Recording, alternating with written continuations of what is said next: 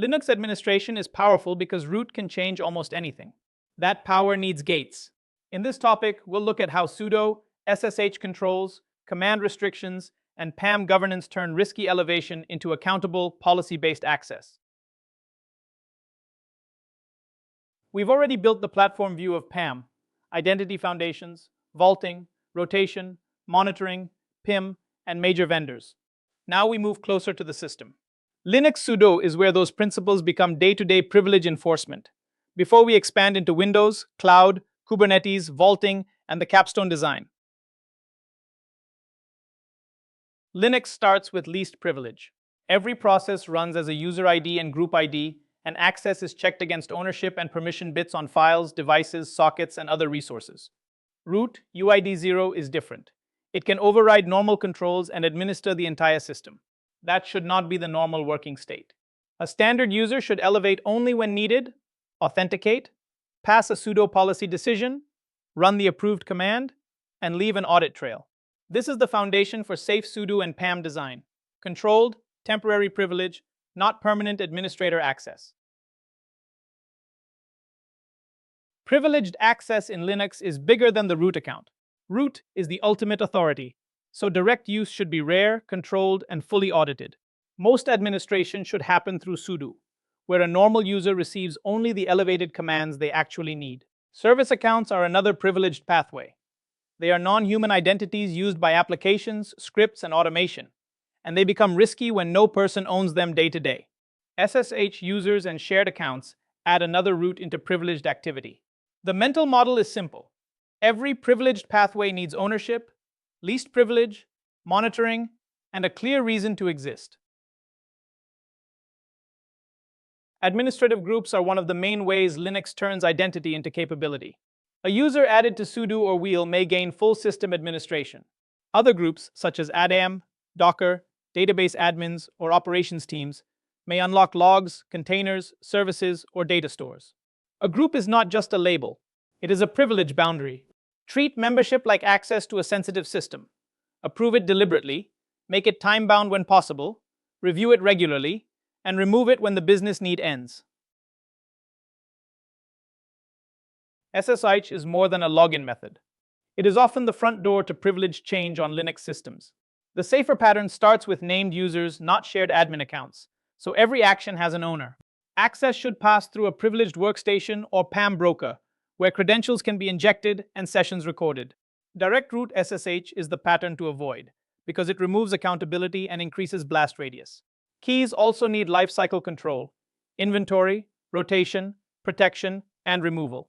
Once connected, sudo activity and logs complete the evidence trail. Sudo is the gatekeeper for privilege elevation. A user runs a command, sudo checks the sudoer's policy, and then decides whether that command may run as root or as another specified account. A sudoer's rule answers 5 questions. Who is requesting access? Where it applies? As whom the command runs? What exact command is allowed? And which options apply, such as no passwd. For example, a web admins group might be allowed to restart nginx, but nothing else. Always edit these rules with visudo because one syntax mistake can lock out administration. Effective sudo governance starts with a simple rule. Elevate only what the user actually needs. Instead of granting full root access, allow specific commands with exact paths, such as restarting a service or managing packages. Avoid broad entries like all, wildcards, shells, editors, and interpreters, because many can launch other commands and escape into a root session. Command aliases can make policies easier to read, but they should not hide excessive access. The goal is controlled elevation. Enough permission to do the job, with no easy path beyond it. Granting sudo access is only safe when every elevation leaves evidence. A good sudo record answers 6 questions. Who ran it? Which account they became? What command executed? Where it happened? When it happened? And whether it succeeded. These events may stay in local logs, flow through syslog or journaled, or be forwarded to a CM for monitoring and correlation.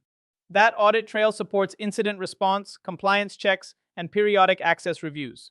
For especially sensitive administration, command logs may not be enough. Session recording or PAM monitoring can capture the full privileged activity. Separation of duties means Sudo is not a single door to root. It becomes a controlled routing layer. System administrators may restart services and manage hosts. DBAs may run database maintenance. Application teams may deploy approved code. Security teams may inspect logs or processes without changing the system. Each role gets the commands needed for its job and nothing more. When requests include approvals, ticket numbers, and logging, access becomes explainable and auditable.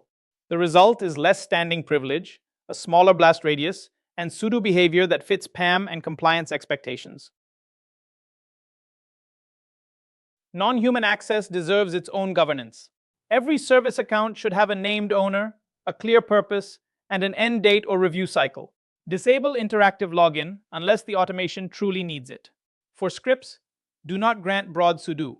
Allow only the exact commands, arguments, and file paths required. Secrets should come from a vault or secrets platform, not hard-coded files or shared keys.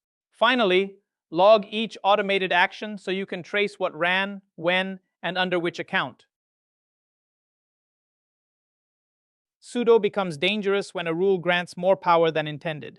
A low-privilege user may need only one maintenance command, but if that rule is passwordless, uses wildcards, or allows tools like Vim, tar, Python, bash, or apt, it can become an escape hatch. The abuse path is straightforward. Find the permissive sudo entry, run the allowed program in a way that spawns a shell, gain root, and then establish persistence. The defense is practical. Review sudoers regularly, remove obsolete access, avoid broad patterns, and allow only exact commands with clear business need. Local escalation often starts with permissions hygiene. If a script, directory, cron job, or service file is writable by the wrong users, an attacker may change what runs next. SUID and SGID binaries need special attention because they execute with the file owner's or group's privileges, not just the caller's. Use ls-l to read owner, group, RWX bits, and the S flag. Then baseline with searches for SUID files and writable paths. The governance goal is to know what should exist, remove what should not, and monitor drift. Think of Linux privileged access as a control system, not a single setting. Remove direct root login, require named accounts, and use limited sudo elevation. Strengthen identity with MFA, PAM-controlled SSH, key rotation, and monitoring for sensitive sessions. Govern SSH carefully, because keys often become long-lived backdoors. Just as important, review what already exists. Sudoers, entries, admin groups, service accounts, and old keys. Centralize sudo, SSH, PAM, and endpoint logs in the SIE. The target state is clear. Every privileged action should be authorized, attributable, monitored, and periodically revalidated. Linux privilege management comes down to consistency.